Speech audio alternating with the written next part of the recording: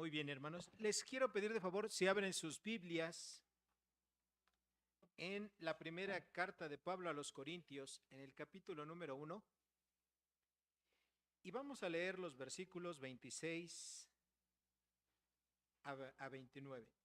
Primera de Corintios, capítulo 1, versículos 26 a 29. Voy a esperar unos momentos para que lo encuentren.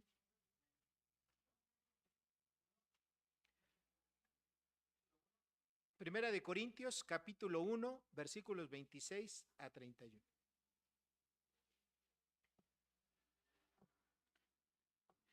Dice así Dios en su palabra: Pues mirad, hermanos, vuestra vocación, que no sois muchos sabios según la carne, ni muchos poderosos, ni muchos nobles, sino que lo necio del mundo escogió Dios para avergonzar a los sabios, y lo débil del mundo escogió Dios para avergonzar a lo fuerte, y lo vil del mundo y lo menospreciado escogió Dios, y lo que no es para deshacer lo que es, a fin de que nadie se jacte en su presencia. Cuando nosotros leemos estos versículos, hermanos, nos viene a nuestra memoria un propósito que Dios tiene. Dios en muchas ocasiones eligió a personas sencillas y corrientes para hacer las grandes obras. Evidentemente no eran estas personas quienes hacían la obra, era Dios a través de ellas. Dios las utilizaba. Los primeros 12 apóstoles fueron eso, personas comunes y corrientes, sencillas como la gran mayoría de nosotros. No contaban con grandes capacidades intelectuales, tampoco tenían familiares ilustres, no pertenecían a iglesias o a la clase religiosa, salvo Mateo. Prácticamente los otros 11 primeros discípulos eran sencillos, ¿verdad? Eran gente no rica. Los apóstoles, primero, antes de ser apóstoles, fueron discípulos, es decir, aprendices, alguien que estaba aprendiendo de parte de un maestro que fue Jesús. Luego, con la llenura del Espíritu Santo, allá en el día de Pentecostés, ellos empezaron a hacer grandes prodigios, grandes señales.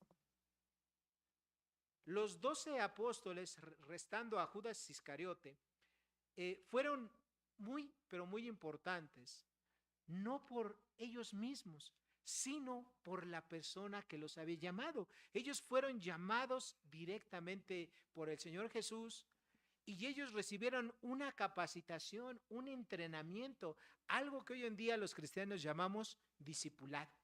El discipulado que ellos recibieron primero fue común. Jesús enseñaba a todas las multitudes, que eran cientos y en ocasiones miles de personas, y ellos estaban ahí oyendo.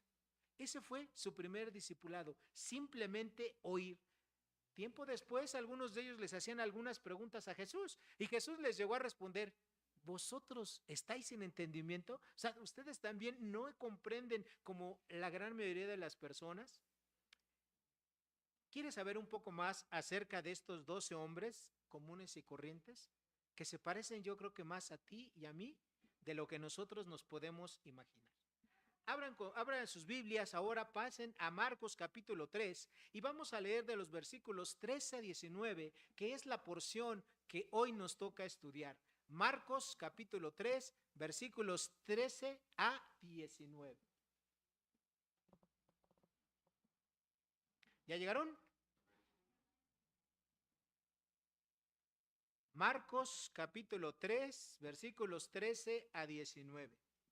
Dice así Dios en su palabra: Después subió al monte y llamó así a los que él quiso y vinieron a él, y estableció a 12 para que estuviesen con él y para enviarlos a predicar y que tuviesen autoridad para sanar enfermedades y echar fuera demonios. A Simón, a quien puso por sobrenombre Pedro, a Jacobo, hijo de Zebedeo, y a Juan, hermano de Jacobo, a quienes apellidó Boanerges, esto es, hijos del trueno, Andrés, Felipe, Bartolomé, Mateo, Tomás, Jacobo, hijo de Alfeo, Tadeo, Simón el cananista, Judas Iscariote, el que le entregó, y vinieron a casa. Hermanos, en este pasaje lo que nosotros vamos a encontrar es que el Señor Jesucristo, con la autoridad que él tenía, que era absolutamente toda, eligió a 12 apóstoles para eso, para fundar una nueva nación. ¿Y sabes una cosa? Tú y yo somos parte de esa nueva nación. Si eres un cristiano verdadero, tú eres parte de esa nación que empezó ese día. ¿Y cuándo fue ese día? Bueno, dicen los estudiosos que esto ocurrió aproximadamente 1 año y medio después de que Jesucristo empezó su ministerio. Es decir, le faltaba al Señor Jesucristo, hasta este punto que estamos viendo, cuando él eligió a sus 12 apóstoles, le faltaba 1 año y medio para acabar su misión en la tierra y morir en la cruz. 1 año y medio. El mensaje de hoy está dividido en 4 partes. La primera de ellas la encontramos en el versículo 13, en la primera parte. El tiempo del siervo. Se me pone la siguiente lámina. Dice ahí nada más, Marcos, después subió al monte. Bueno, si ustedes recuerdan, Marcos es un evangelio sinóptico. ¿Qué quiere decir sinóptico? Viene de sinopsis, quiere decir resumen, ¿verdad? Cortito, es un evangelio muy digerible, muy fácil de hacer. Marcos no da tantos detalles como los demás evangelistas, particularmente como Mateo o Lucas, ¿verdad? Que se van a muchos detalles. Obviamente, pues así Dios lo inspiró a Marcos, ¿verdad? De que él fuera muy concreto. Marcos nada más dice después, ¿verdad? Bueno, cuando nosotros leemos esta misma porción de la escritura en un pasaje paralelo que es Lucas capítulo 6 versículo 12, allá dice Lucas, en aquellos días. Y esta frase que se traduce como en aquellos días no se está refiriendo a periodos de 24 horas, sino se está refiriendo a un tiempo en el cual estaban ocurriendo cosas muy, pero muy importantes. ¿Cuáles esas cosas eran muy, pero muy importantes? Vamos a hacer un pequeño recordatorio de lo que hemos venido estudiando en Marcos desde el capítulo 1 hasta esta parte del versículo 3. ¿Qué había ocurrido entonces? Bueno, el Señor Jesucristo ya había sido, ¿qué? Bautizado. ¿Qué más ocurrió? Después de que él fue bautizado, empezó su ministerio a predicar. Empezó, ¿verdad? Ahí en las regiones de Galilea, empezó a encontrar una oposición muy fuerte y él se marchó, ¿verdad? De Galilea se fue a la parte del norte, ¿verdad? Allá a Capernaum, donde él estableció su primer ministerio. El primer ministerio fuerte de Jesús no fue en Jerusalén, no fue en la capital del mundo religioso, no fue con los políticos, no fue con la gente rica, fue en Capernaum, un puerto sencillo con pescadores. Bueno, recuerden que muchos de estos pescadores, y ahorita lo vamos a ver, un poquito más adelante lo vamos a ver, de ahí eran los primeros discípulos, ¿verdad? De Capernaum, como Pedro, Jacobo, Juan y Andrés. Y es más, el propio Mateo Leví también era de Capernaum. Entonces, ahí estuvo el Señor Jesucristo. ¿Qué más ocurrió? Bueno, nosotros vimos ya la semana pasada recientemente que qué hacían los fariseos con el Señor Jesús. ¿Qué hacen con él? Le decían, Jesús, bienvenido, mira, te damos aquí el púlpito, ven a enseñar en las sinagogas. ¿Qué hacían los fariseos con Jesús? Se oponían a él, ¿verdad? Lo rechazaban, estaban al acecho, estaban buscando nada más qué cosas podía hacer mal el Señor Jesús para irse sobre él, como decimos vulgarmente, ¿verdad? Para írsele a la yugular. ¿Ok? Y Jesús evidentemente pues siempre respondía de una manera sabia, les enseñaba, ya sabía, el Señor Jesucristo había mencionado que los fariseos, los escribas, la gente religiosa eran personas que tenían un corazón bien blandito, duro, ¿verdad? Y eso a Jesús le causaba tristeza, que la gente estaba metida en una hipocresía muy grande, en una religiosidad, que nada más perseguían sus propios intereses. Y finalmente esta gente se aliaba, ¿verdad? ¿Para qué? Para querer matar a Jesús. Los herodianos, yo les dije la semana pasada, eran judíos, ¿verdad? Que ellos apoyaban al gobierno impuesto por Roma que provenía de Herodes, ¿va? Los herodianos viene de Herodes, es decir, personas que aún siendo judíos apoyaban al imperio romano que tenía bajo esclavitud al pueblo de Israel. Y los fariseos, ¿verdad?, que eran enemigos típicamente de ellos, pues se unieron, ¿verdad? ¿Para qué? Para querer matar a Jesús. A eso se refiere toda esa pequeña frase, ¿verdad? Después, que dice Marcos, una sola palabra. O Lucas, que dice después, ¿verdad? O en aquellos días. ¿Okay? Todo eso es lo que quiere decir, hermanos, en aquellos días. ¿Verdad? Una sola palabra, todo lo que implica. Por eso es que Marcos es un evangelio sinóptico, ¿verdad? Concreto, es un resumen. ¿Okay? Entonces, si queremos estudiar una porción de la palabra, se los he dicho muchas veces, ¿qué tenemos que hacer? ¿Qué es lo primero que tenemos que hacer después de leerlo, leer el contexto? Yo ya les dije el contexto, ¿verdad? ¿Qué tenemos que hacer? Compararlo, ¿verdad? Leer los pasajes de la Escritura que son paralelos para que tengamos, ahora sí que viéndolo todo lo que hay, una mejor perspectiva de las cosas. Bueno, yo ya hice mi tarea, ¿verdad? Yo eso ya lo hice entre semana para poderles explicar lo que les acabo de decir. Ahora, Jesús, como era su costumbre, subió a orar a un monte. Muchos de ustedes seguramente se hicieron esta pregunta, ¿verdad? Bueno, ¿a cuál monte? Yo también me la hice, pero no me la pude contestar porque la Biblia no dice, ¿verdad? Nadie dice a qué monte. Recordemos que en aquellas regiones había muchos montes, ¿okay? Muchísimos montes, pero la verdad de las cosas es que eso no era importante. No, saber que el nombre de ese monte no era importante. Lo que era importante es lo que Jesús iba a hacer. Jesús subió a orar. Lucas dice que estuvo toda la noche. Marcos también toda la noche estuvo orando. ¿Por qué? Porque Jesús iba a hacer algo muy importante. Jesús iba a nombrar, iba a dar una comisión a 12 hombres comunes y corrientes para que ellos empezaran juntamente con él a crear una nueva nación. Una nación nueva, una nación de gente santa, una nación de personas que creyeran el mensaje, que creyeran el evangelio de la gracia que él había venido, ¿verdad?, a traer a este mundo y cumplir así todo lo que se había hablado en el Antiguo Testamento de él. Ahora, nosotros sabemos que Jesús no solamente oró en un lugar desértico, tampoco leemos, ¿verdad?, que él se apartaba a orar a solas, que se fue a un huerto como el huerto de Getsemaní, iba a muchísimos lugares a orar. Eso ya todos lo sabemos, ¿sí o no?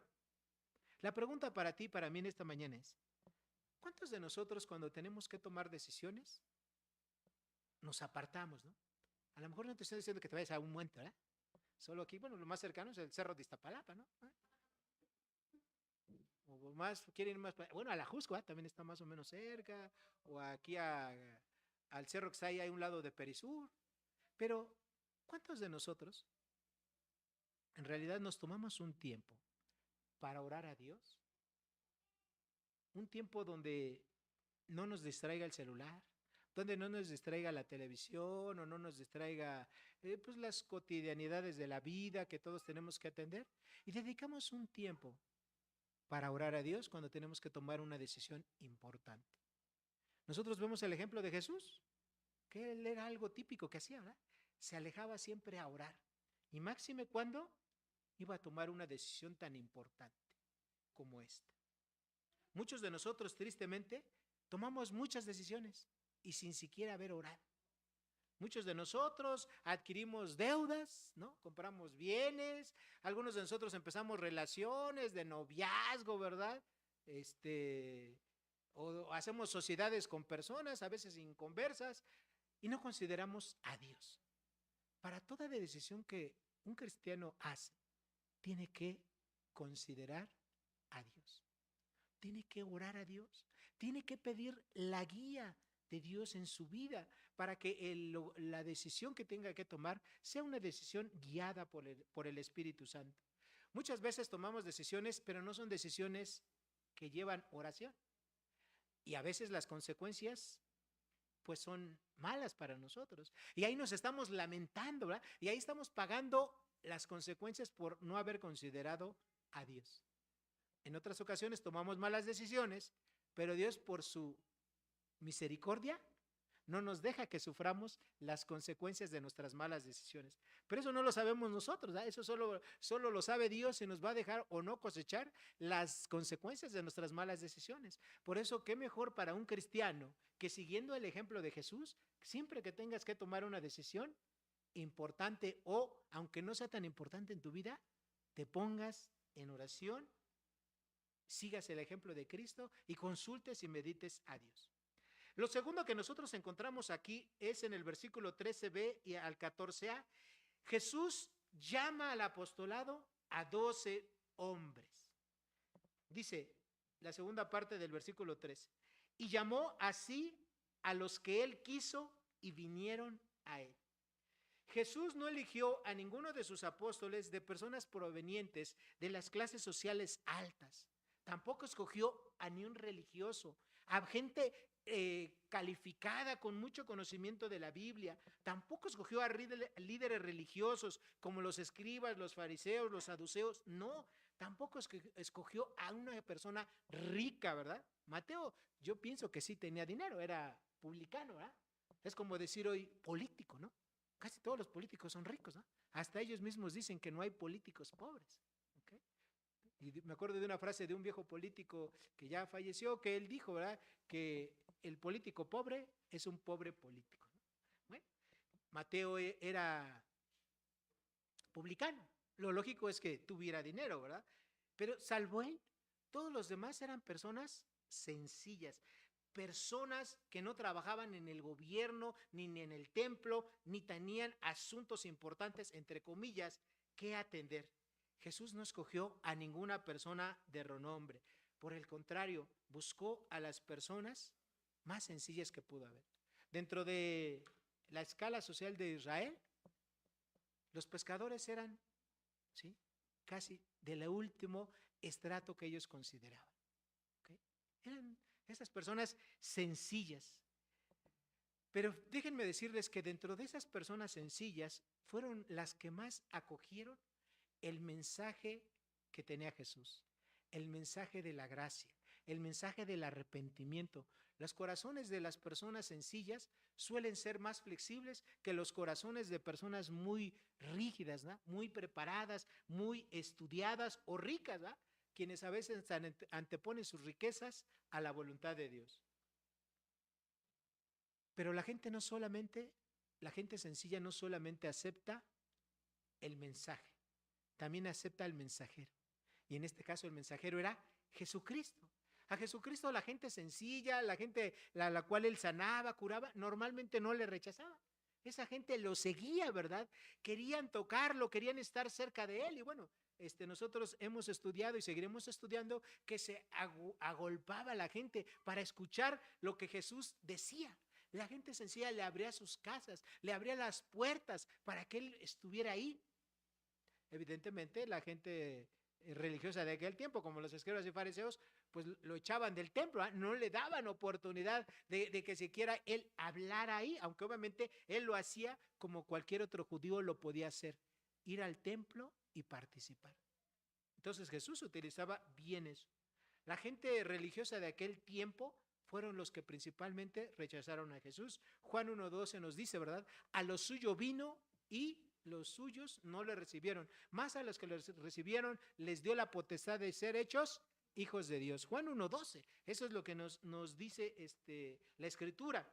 El Señor Jesús eligió a 12 hombres sencillos, comunes y corrientes, como cualquiera de nosotros, gente que no estaba corrompida en cuanto a su religiosidad o en cuanto a tener riquezas o actividades que le impidieran seguir al Señor Jesucristo. A veces nosotros, Dios nos llama a muchas cosas y ponemos impedimentos. Señor, es que tengo mucho trabajo. Señor, mira, sí quiero participar de la reunión de oración, pero me queda muy lejos. Señor, mira, sí quiero asistir, ¿verdad?, a esa conferencia, pero es en sábado, ¿verdad? O es en domingo, o es un día entre semana, y ponemos muchas barreras. Y en muchas ocasiones los cristianos de hoy en día nos parecemos más a los fariseos que en lugar de parecernos a Jesús. Cuando nuestra agenda, hermanos, por muy importante que sea, debiese estar supeditada a Dios. Eso es lo que los cristianos tenemos que hacer, que nuestra agenda estuviese supeditada a Dios.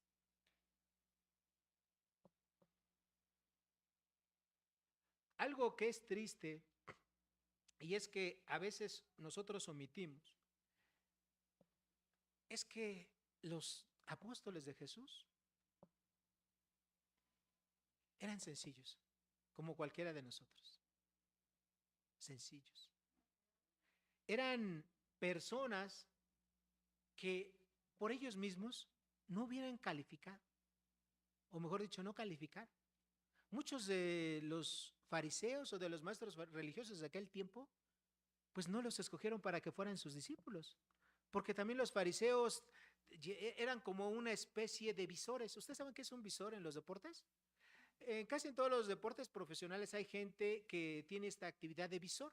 Es decir, ellos van, por ejemplo, en el fútbol y van a desde escuelas secundarias o a ligas pequeñas, de ligas menores, y empiezan a observar, ¿verdad? Empiezan a ver, por eso son visores, aquellas personas, aquellos jóvenes que les noten talento y los llaman, los becan, les ofrecen entrenamientos en equipos de renombre, etcétera, y de ahí los empiezan a seguir. Algo así hacían los fariseos. O sea, los fariseos veían que dentro del pueblo qué personas calificaban, ¿verdad? Según su escala de valores, para ser sus discípulos. Y si calificabas, ellos te discipulaban. Y para el discípulo era un honor decir, bueno, yo fui discipulado a los pies de X persona, ¿no? De algún gran maestro. Ninguno de los discípulos les aseguro que calificó para ser vistos, para ser considerados por alguien de la clase religiosa. Nosotros también cuando leemos el libro de los Hechos cometemos un error, tenemos un sesgo, ¿verdad? Y decimos, mira lo que hicieron los apóstoles como Pedro y Juan, ¿verdad? Que curaron paralíticos, ¿no? Pablo lo que hizo y los demás, aunque Pablo no está dentro de estos primeros 12. Luego daremos un tiempo especial a Pablo. Pero vemos las grandes obras que hicieron y eso nos entristece, nos desanima porque decimos, bueno, es que mi vida no se compara a la de ellos.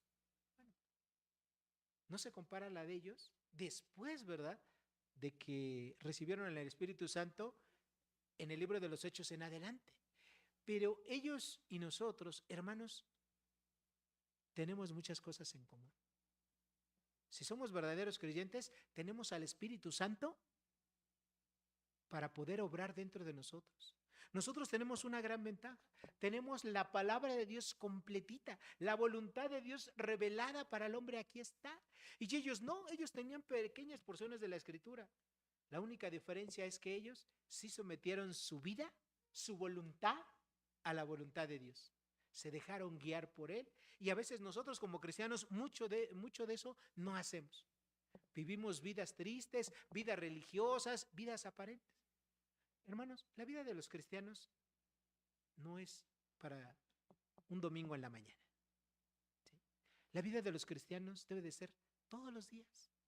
Allá afuera, en la calle, en tu casa, en tu trabajo, en tu escuela. Ahí es donde tú debes de vivir tu cristianismo. Aquí nada más es venir, este es como un centro de entrenamientos, hermanos. Venir aquí, escuchar lo que Dios dice en su palabra, los principios básicos de la vida cristiana. Pero tenemos que vivirlos allá afuera. Aquí, hermanos, somos los mejores cristianos del mundo. Pero allá afuera, ¿qué clase de cristiano eres tú? ¿Y qué clase de cristiano soy yo?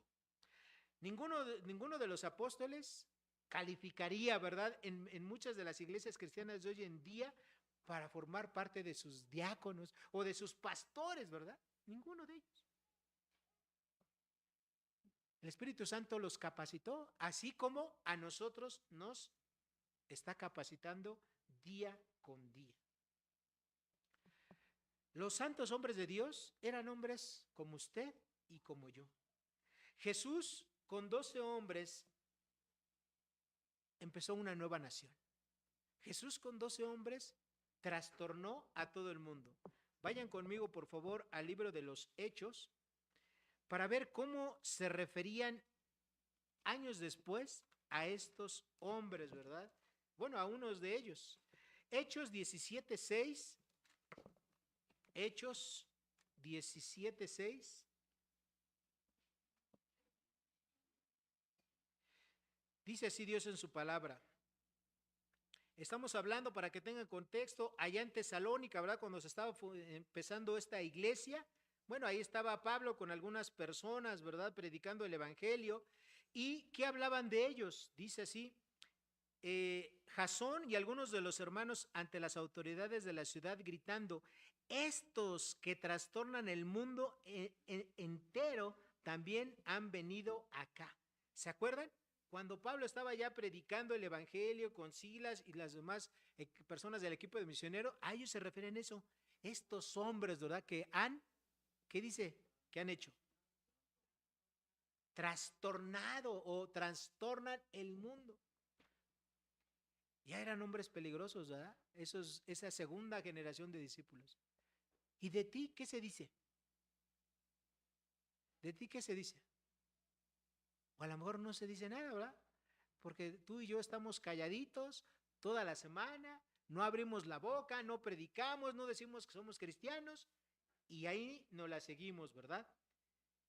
Pero los cristianos tenemos que abrir la boca. Los cristianos tenemos que decir quién es Jesucristo, el Señor, qué hizo por nosotros, qué está haciendo y lo que va a hacer para todas las personas. Lo que Jesucristo les iba a encomendar, lo vamos a ver a continuación, era predicar el Evangelio. El Evangelio dice, ¿verdad? Romanos capítulo 1, versículo 16, porque no me avergüenzo del Evangelio, porque es poder de Dios para salvación a todo aquel que cree, al judío primeramente y también al griego, dijo Pablo, ¿verdad? No me avergüenzo del Evangelio. Dice, no porque el Evangelio tenga poder, sino que el propio Evangelio es poder de Dios para salvación. La gente cuando escucha el Evangelio real y completo, la gente se arrepiente, le pide perdón a Dios y continúa, ¿verdad? Y empieza una vida nueva, una vida diferente. Y eso es lo que Dios quiere de todos y cada uno de los cristianos, que prediquemos en ese momento. Para ese momento, el Señor Jesucristo ya tenía cientos y cientos de personas que lo seguían. Dentro de esos cientos y cientos de personas, Jesús eligió únicamente a 12 para que fueran sus apóstoles. Ahora, muchos piensan que Jesucristo hasta este momento conoció a los apóstoles. No, Jesucristo ya los había llamado, ¿se acuerdan? Jesucristo ya los había llamado, Jesucristo hizo varios llamados antes de llamarlos a que fueran apóstoles. Jesucristo primero, el primer llamado que les hizo fue a que lo siguieran. Segundo llamado que hizo Jesucristo para que escucharan, para que entendieran sus enseñanzas. Y este es el tercer llamado fue para que fueran sus apóstoles. ¿Okay? Jesús no escogió a sus apóstoles por lo que ellos eran antes de ser apóstoles, sino los escogió por lo que ellos iban a llegar a ser. ¿Sí? Por lo que ellos iban a llegar a ser. Todo eso lo vamos a estudiar de manera posterior. Lo tercero que nosotros encontramos del versículo 14b y 15 es los elementos del apostolado. Es decir, Jesús les dijo claramente qué iban a hacer. Es decir, les clarificó la tarea, ¿verdad? Como dicen las personas de hoy en día, les clarificó la tarea. ¿Qué iban a hacer ellos? Bueno, versículo 13, versículo 14b al 15. Dice, ¿qué les dijo Jesús? ¿En qué consistía su llamado para que fueran apóstoles? Para que estuvieran con él y para enviarlos a predicar y que tuviesen autoridad para sanar enfermedades y para echar fuera demonios. Hermanos, tres cosas encontramos aquí, aunque no son todas las que iba a ser un apóstol. Esas son las tres primeras para empezar. Bueno, primero, para estar con Jesucristo. ¿Qué implicaba estar con Jesucristo? Los apóstoles hubieran dicho, no, yo me sigo trabajando, ¿verdad? Yo me sigo de cobrador de impuestos, yo me sigo de pescador, yo me sigo de celote, ¿verdad? Yo me sigo en mis actividades que hago. Pero el apóstol, ser un apóstol en ese tiempo, y recordemos, la palabra apóstol quiere decir enviado. Eso es lo que quiere decir la palabra apóstol. Para distinguir el apostolado de estos primeros 12, restando a Judas y luego poniendo a Pablo, apóstol con A mayúscula se refiere a esos hombres, nada más. Y apóstol con A minúscula somos el resto de todos los cristianos del mundo. Jesús a todos nos ha llamado a ser apóstoles. A estos 12 los llamó primero para algo, para que estuvieran con él, para que le siguieran, para que convivieran con el Señor Jesucristo. Eso es lo que quiere decir para estar con Jesucristo, ¿ok? Muchos de nosotros, a lo mejor nunca se nos dijo cuando se nos invitó a ser cristianos, cuando se nos enseñó el Evangelio, lo que realmente cuesta seguir a Jesús. Lucas lo explicaba, ¿verdad? Que todo aquel, ¿verdad?, que quiera seguir al Señor Jesús, lo que cuesta seguir a Jesús puede ser incluso tu propia vida. Y una persona que siga a Jesús debiese estar dispuesto, si fuese necesario, a morir por Cristo. Es lo que cuesta realmente seguir a Jesús. Y a lo mejor a muchos no nos lo dijeron, pero hoy en día te lo estoy diciendo. Eso es lo que cuesta realmente ser un verdadero cristiano. Que haciendo la voluntad de Dios, tu vida puede estar en peligro o tu vida se puede perder. Pero ¿saben qué, hermanos y hermanas? Eso sería el privilegio más hermoso que un cristiano debiese tener. Mucha gente muere por una causa, ¿no? Hoy en día en nuestro país mucha gente muere por una causa. Por ejemplo, los periodistas, y espero que no me corten, nos bajen de los videos hoy, pero en México ser periodista se ha vuelto algo, una actividad que te puede costar la vida, por decir la verdad, por hacer una denuncia, por decirlo en los medios masivos, pues te asesinan, ¿ok? Y ellos defienden su causa de ser periodistas, ¿no? Y dicen, yo quiero decir la verdad, venga lo que venga, me cueste lo que me cueste. Hay otras personas, ¿verdad?, que sirven como policías, como soldados, como marinos, y su vida está en un constante peligro, ¿sí? Un bombero está, yo creo que el único tiempo tranquilo es cuando están ahí en su cuartel, ¿verdad? Pero cuando salen a atender una fuga de gas, un fuego, una explosión o algo, pues su vida corre peligro y ellos están dispuestos a poner en riesgo su vida por su causa, por lo que ellos creen. Hermanos, de la misma manera, un cristiano debiese estar dispuesto, ¿verdad?, a dar su tiempo, su vida, sus recursos, todo por la causa de Cristo. A veces pensamos que pues los llamados nada más son para los pastores, para los misioneros. No, hermanos, es para todos. ¿Sí? Es para todos. Cuando nosotros fuimos a Cuba, que me invitaron a participar, allá en el 2005, 2004, por así, no me acuerdo bien la fecha, una de las reuniones que tuvimos con la persona que nos llevaba a trabajar en Cuba, nos leyó la cartilla. Nos dijo, bueno, hermanos, pues qué bueno que quieran venir, qué bueno que quieran estar acá en Cuba, pero estos son los riesgos, ¿sí? Primero, si te agarran con las Biblias y el material cristiano que es en el aeropuerto, dice, lo más sencillo es que te lo quiten, que te lo decomisen. Eso es lo más sencillo. Lo segundo es que te pueden estar un tiempo ahí en la cárcel y te pueden deportar. Pero eso es lo más sencillo. Otra cosa que puede ocurrir es que te tengan ahí aislado y ahí te dejen hasta que un día de la vida alguien pregunte por ti y te reclame, ¿no? Y ya andando, ¿verdad? Allá en el campo de trabajo, en las zonas, porque fuimos a diferentes ciudades, pues te puede pasar de todo, ¿no? Porque aunque Cuba es un país abierto para el evangelio, para cualquier religión, bueno, eso es lo que políticamente y públicamente se dice. En la realidad es una cosa diferente. Si tú ahí te caen, por así decirlo, predicando el evangelio, haciendo algo, o siquiera mencionando algo que ni siquiera es religioso, sino es político, algo en contra de la autoridad en ese momento, pues te detienen y puede pasar cualquier cosa. Y así nos dijeron más cosas, ¿no? Y bueno, pues ahí uno va y ya sabe a lo que te esperas, ¿verdad? ¿Qué es lo más tranquilo, qué es lo peor que te podía pasar? Cuando yo estuve allá en la isla trabajando, bueno, ahí sí yo me pude entrevistar con personas, con cristianos, que ellos simplemente por el hecho de ser cristianos estuvieron años encarcelados, nada más por ser cristianos. No robaron, no mataron, no nada, nada más por ser cristianos. ¿Sí? Y a veces nosotros como cristianos, ¿sí?, pensamos que solamente para algunos, ¿verdad?, hermanos que están muy lejos, en países peligrosos, etcétera, es eso. Hermanos, créeme que a un nivel de ciudad, aquí en nuestro país, si tú quieres, Pero cuando tú predicas y quieres hacer la voluntad de Dios, simplemente estamos en un riesgo. Y eso es lo que Jesucristo, ¿verdad? Y decía, estar con Él, hermanos, su vida peligraba.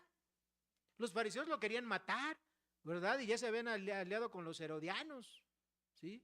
O sea, a él lo podían matar en cualquier momento, cosa que ocurrió 18 meses después. Y a sus discípulos también.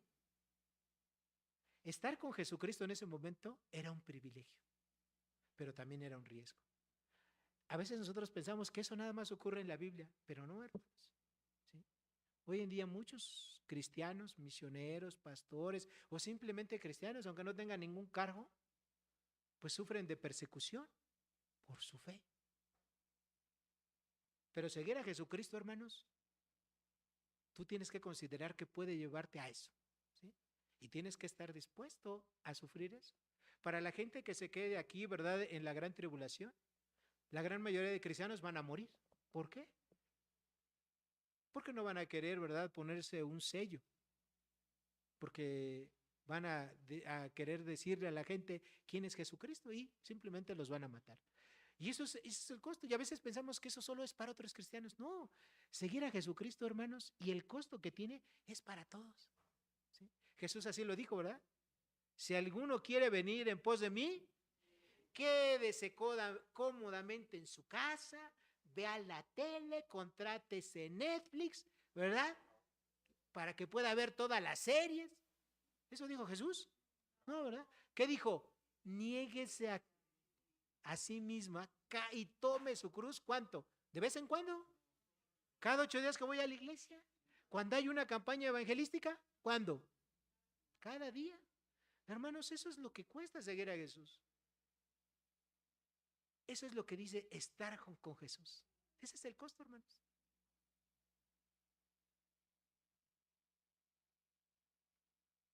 Es una decisión que yo tomé hace muchos años. Por seguir a Jesús, no importa nada. Y a veces tenemos que dejar lo que más nos gusta, lo que más queremos. Como a tu esposa, como a tus hijos. A ellos y a prácticamente todo lo demás de mi vida, yo se lo dejé a Jesús hace, no ayer ni antes, hace muchos años, hermano. Lo mismo nos decían cuando andamos ahí en Chihuahua, en las zonas tarahumaras, ¿verdad?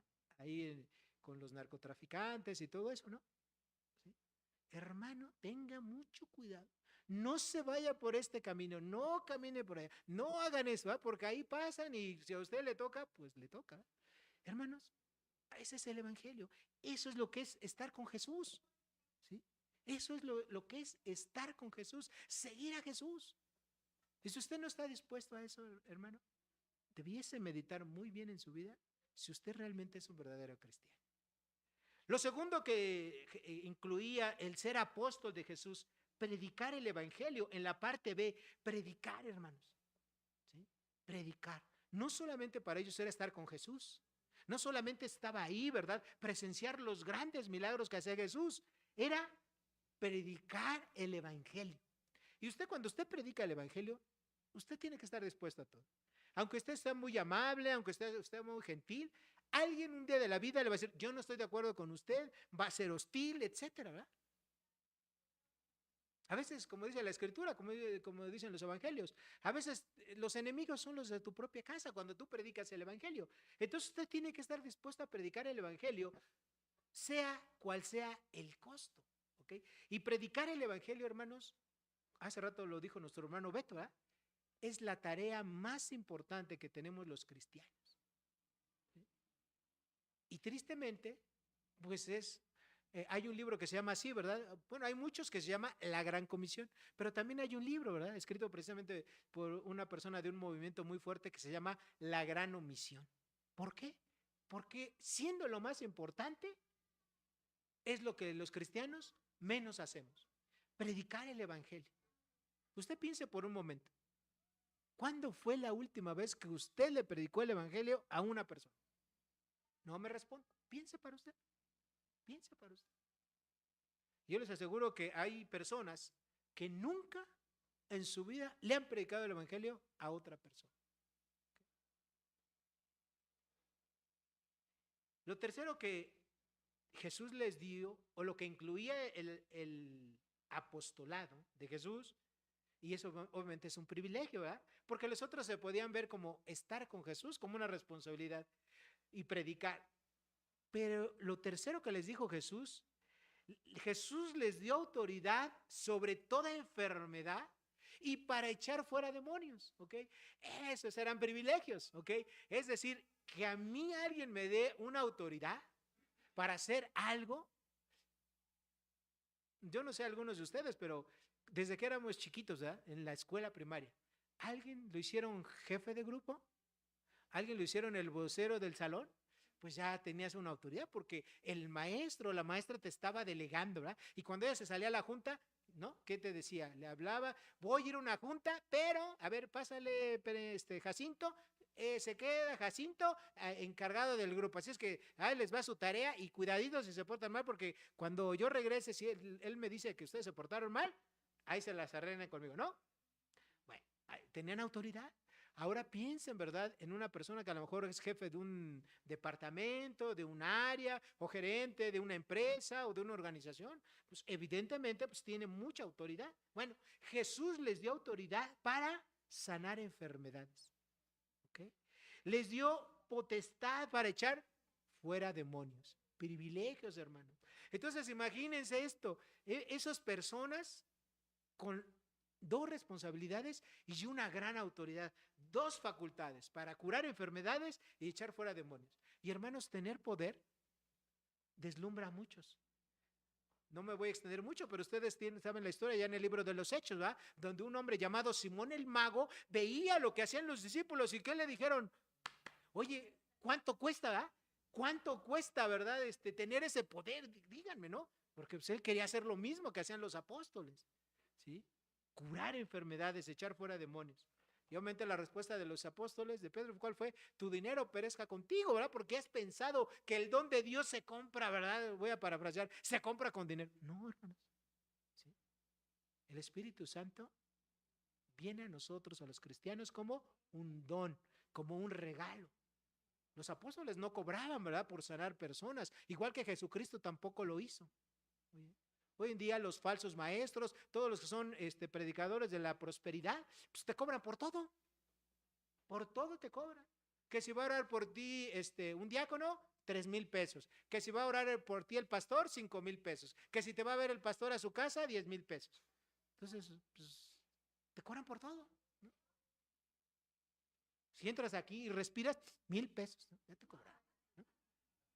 ¿Sí? Por todo te cobran. Cuando Jesús no cobró absolutamente por nada. Ni los apóstoles, ¿verdad? No cobraron por nada. Nosotros encontramos dos funciones más que no vienen aquí, ¿verdad? En Mateo, pero que las encontramos a lo largo del Nuevo Testamento. Los apóstoles allá en Hechos vemos que ellos fueron los responsables, excepto Judas Iscariote, el que había traicionar, de fundar esa iglesia, de dirigir la iglesia, de sustentar la iglesia, de administrarla.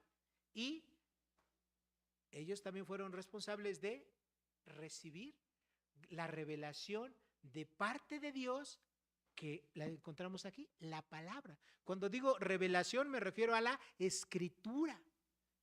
Pedro recibió escritura, el apóstol Juan recibió escritura, ¿verdad? Revelación de parte de Dios. Y esa fue una responsabilidad dada así para algunos cuantos de esos 12 discípulos. Y eso es lo que implicaba ser un discípulo.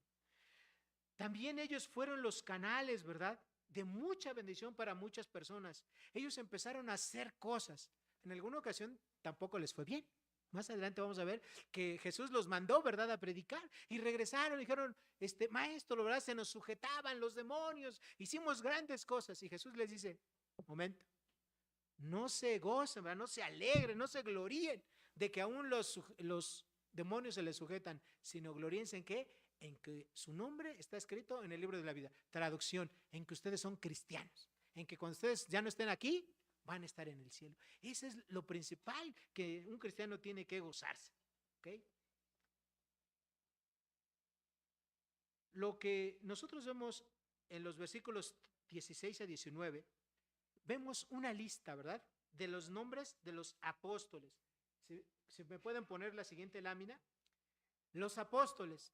Hace algunos días, ¿verdad? En alguno de los estudios dijeron, oye, ¿te sabes el nombre de los 12 apóstoles? ¿Y qué creen? Yo no me lo sé. O sea, me sé algunos, pero no toda la lista y eso me hizo reflexionar. ¿Okay? No por ser idólatra, ¿eh? Pero sí sería bueno que conociéramos los nombres de estos 12 apóstoles. Bueno, si quieren quiten a Judas, el Iscariote, y pongan a Pablo, ¿no? Pero bueno, ahí está. ¿Cuáles fueron estos hombres?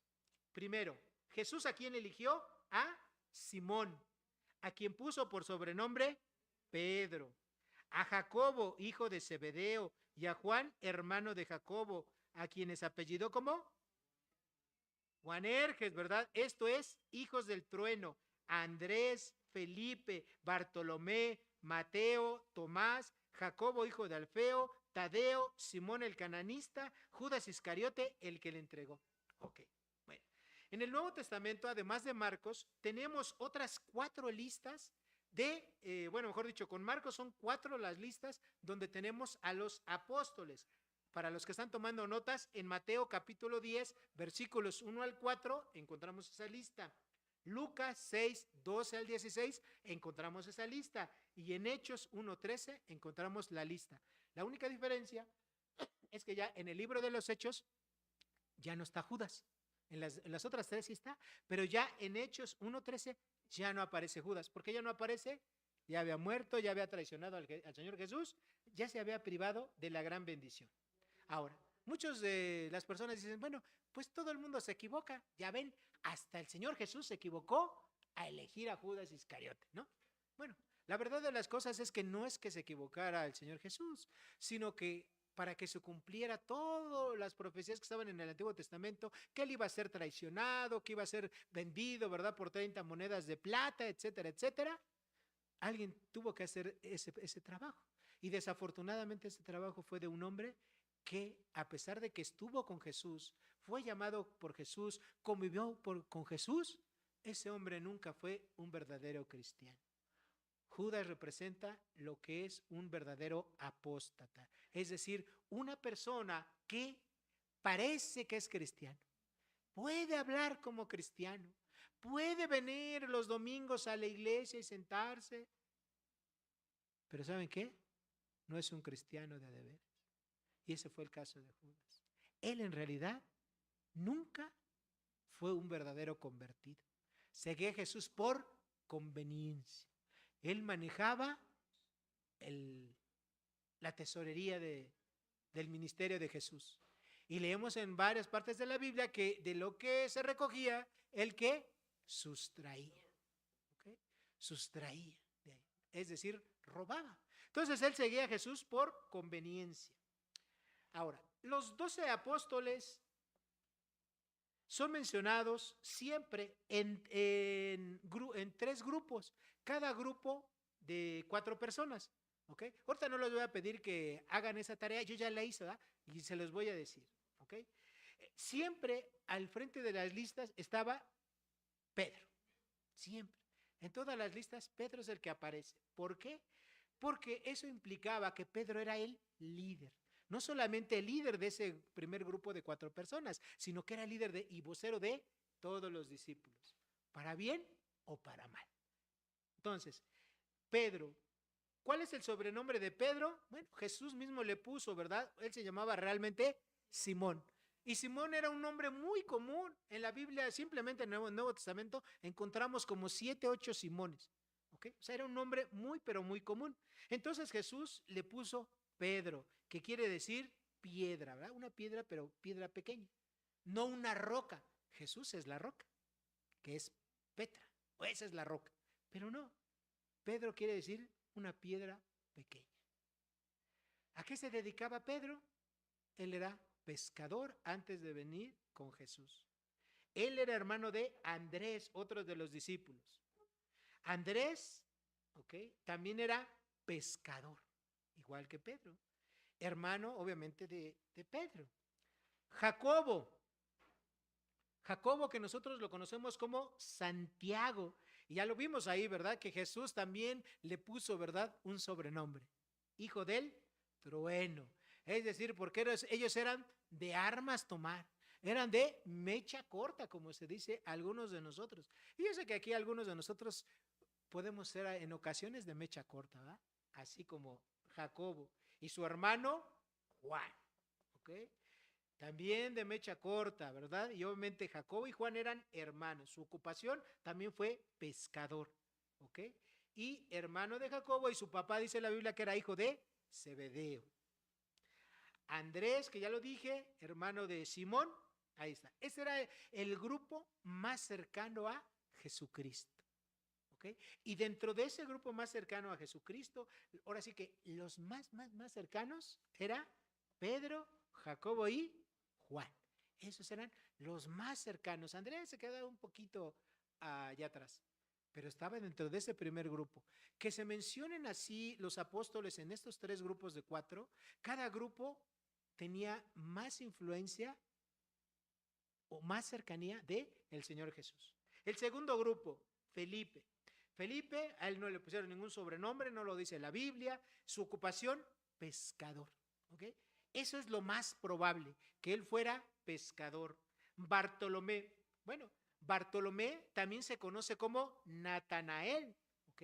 Entonces algunos pueden decir, oye, a ver, ese Bartolomé no aparece. Ah, es que en algunos escritos de los evangelios está como Natanael. ¿Ok? Quien realmente él era un varón de Dios, ¿verdad? Pescador también de ocupación. Después, Mateo.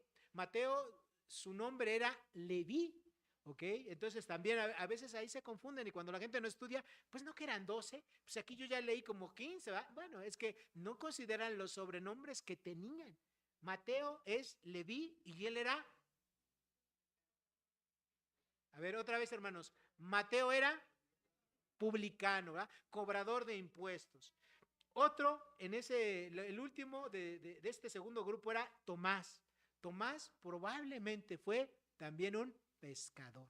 Eso es lo más probable. Él era una persona que dudaba de todo.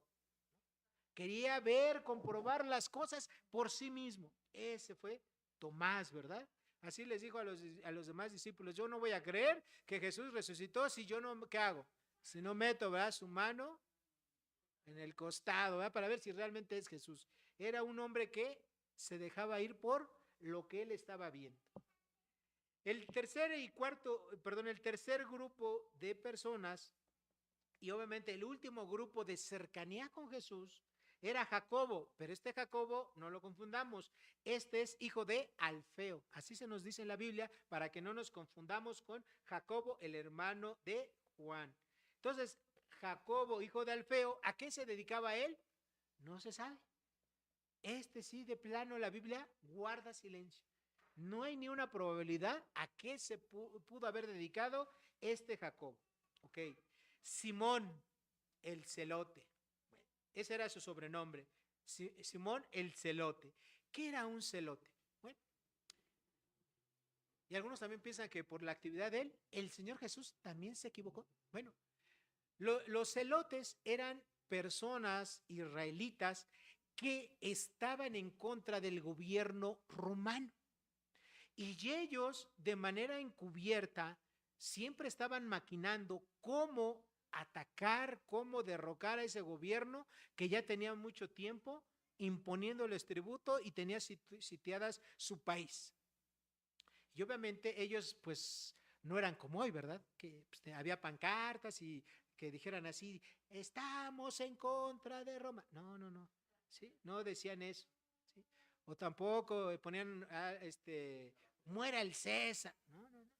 Ellos lo que hacían es que hacían complots y mataban a los romanos, particularmente a los soldados. Ellos tenían unas dagas, ¿sí? Como de unos 40 centímetros, y conocían también el cuerpo humano, seguramente en sus entrenamientos que les daban de celote, pues les enseñaban algo de fisiología, ¿verdad? De anatomía, y ellos sabían dónde meter exactamente la espada, en unas rendijas de las corazas que usaban los soldados, y se los echaban, hermanos. Los celotes no se andaban con miramientos, eran violentos, eran fuertes, eran entrenados, o sea, ¿madre? Fríos, ¿verdad? No se intentaban el corazón porque ellos tenían un ideal, liberar a Israel del yugo romano. Algunos creen que Simón el Celote siguió a Jesús porque decían, Él es el Mesías, nos va a libertar, ¿verdad?, del imperio romano, viendo nada más una parte de la película del Mesías. Recuerden que el Señor Jesucristo, la Biblia describe al Mesías en dos tiempos o en dos fases. Una de ellas, que es la que todos los judíos tienen en su mente, es: va a venir un hombre, nuestro Mesías, que va a libertarnos de la esclavitud, va a imponer, ¿verdad?, su reino milenial aquí en la tierra, va a reinar y va a doblegar a todas las naciones. No, pues, a esa es la imagen que tenían de su Mesías. Pero la imagen previa, que la Escritura habla del Mesías, como en Isaías 53, pues es un hombre, ¿verdad?, que iba a llevar las enfermedades, a sufrir los dolores, a morir, a ser muerto, ¿verdad? Todo lo que hemos visto por Jesús, la parte del el siervo sufriente, para que se pueda dar lo segundo. Pero ellos no creen en eso. O sea, ellos en aquel tiempo solamente tenían la mentalidad de ese Mesías reinante, rey. Por lo tanto, el Señor Jesús no se adecuaba, ¿verdad?, a ese cuadro que ellos tenían en su mente. Y finalmente tenemos a Judas Iscariote, ¿verdad? ¿Sí? El tesorero de Jesús. Perdón, me salté. Tenemos a Judas Tadeo, ¿verdad? Tadeo, solamente en el Evangelio de Marcos encontramos que Marcos así lo llama, ¿verdad? Ese es un sobrenombre, pero realmente es Judas, ¿verdad?, su nombre. ¿A qué se dedicaba él? Igual, no dice, no hay algo claro que la Biblia te pueda decir a esto se dedicaba. Solamente tenemos ahí una observación: era hijo de un tal Jacob, pero Jacobo también era un hombre común. Había muchos Jacobos. ¿Okay? Hoy en día, como decir aquí en México, ¿verdad?, Brian. ¿Verdad? Pensaron en otro nombre, ¿no? Pero hoy en día hay un montón de Bryans y de Kevin, ¿no? Con todo respeto a los que tengan hermanos o hijos, hay mucho Brian y mucho Kevin. Pues en aquel tiempo había muchos Juanes, había muchos Judas, había muchos Jacobos, ¿verdad? Por eso ahí se hace la distinción. Bueno, finalmente Judas Iscariote, ¿verdad? Él ya dijimos que era el tesorero y que finalmente iba a traicionar a Jesús. En todas las listas, este hombre siempre aparece al último. Y en el libro de los Hechos ya no aparece. Ya había muerto, ya había hecho su labor. Ahora, el Señor Jesús escogió a estos hombres. Estos hombres sencillos, comunes, corrientes, como cualquiera de nosotros. Y con estos hombres estableció una nueva nación. Una nación en la cual todos y cada uno de los que venimos después de ellos formamos parte si somos verdaderos cristianos. Ellos fueron muy importantes, no por sí mismos, sino porque ellos rindieron su voluntad y su vida para Dios. Y también fueron muy importantes porque se dejaron guiar por su maestro, por Jesús. Y esas son las dos características de su éxito: dejarse guiar por Jesús, dejarse guiar por Dios, someter tu voluntad a la voluntad de Dios. Si haces estas dos cosas, el éxito vendrá porque Dios lo va a proveer. Dios obró grandes milagros por medio de ellos, ¿sí? Milagros semejantes, iguales, algunos dicen hasta más que Jesús. ¿Por qué? Porque ellos ya tenían al Espíritu Santo, porque ellos estaban sujetas su voluntad a la voluntad de Dios. Según la tradición, todos los apóstoles, todos, murieron de manera trágica a edades muy jóvenes. Todos. El único que sobrevivió de viejito fue el apóstol Juan. Y no porque no lo hayan querido matar. Varias veces lo quisieron matar, ¿no? En una de ellas lo echaron en un caldero, ¿verdad? En un caso así grandote con aceite. ¿Y qué creen? No se murió, ¿verdad? No se murió porque Dios lo protegía. No porque fuera Bruce Willis, ¿no? Difícil de matar, no. Sino porque el Espíritu Santo lo protegió, hermano. Y él fue el único que llegó a viejito, ¿sí? El único. Escribió allá el libro del Apocalipsis. Ya para ese tiempo se calcula que podría haber tenido más de 90 años, ¿sí? El único apóstol que llegó a viejito. Dios los utilizó a todos de una o de diferente manera. Yo no me atrevo a decirles lo que dice la tradición, porque hay muchas personas que algunos los enlazan y todo, y que uno de ellos fue a España, que otro fue a África, y bueno, eso dice la tradición, ¿verdad? Pero no hay una historia fiel y fidedigna que se pueda comprobar. Lo que sí dice la Escritura es que todos fueron utilizados grandemente por Dios, por haber realmente seguido a Jesús, por dejar que Dios los guiara y porque nunca estimaron su vida más importante que seguir a Jesús. La pregunta para ti y para mí en esta tarde es, ¿tú eres un apóstol? La Biblia dice que sí. Tú eres un enviado. Allá en Mateo, capítulo 28, de los versículos 18 a 20, que creo que todos nos sabemos, cuando Jesús estaba por partir, después de que él había resucitado y antes de ir, ¿verdad?, de ascender allá al Padre, él reunió a sus discípulos y que les dijo, toda potestad me es dada en el cielo y en la tierra. Luego, ¿qué les dijo? Por tanto, id, ¿verdad?, y haced discípulos a todas las naciones. ¿Qué más les dijo?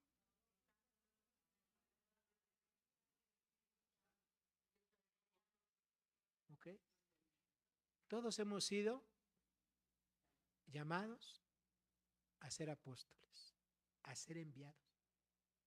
El campo de tu apostolado puede ser tu escuela, tu casa, tu oficina, tu universidad, ¿sí? O el mundo, ¿eh? Como otro país, otra ciudad, etcétera. Pero todos hemos sido enviados. Todos, sin excepción. Así es que la pregunta para ti, para mí en esta mañana es, ¿estás cumpliendo con el llamado que te hizo Jesús? Si no lo estás haciendo, espero que lo empieces a hacer a partir de hoy. Vamos a orar. Padre Santo, Dios Todopoderoso, te damos las gracias, Señor, por tu palabra, gracias por todo lo que enseñas a través de ella, Señor. Señor, pues el día de hoy descubrimos o reafirmamos que somos enviados por ti, Señor, para predicar el Evangelio a todas las personas. Somos enviados por ti, Señor, para estar contigo, para seguirte todo el tiempo, todos los días de nuestra vida. Señor, ahora sabemos que pues no tenemos las facultades que tú le diste a esos primeros apóstoles, Señor, poderes milagrosos para echar fuera demonios, para curar enfermedades.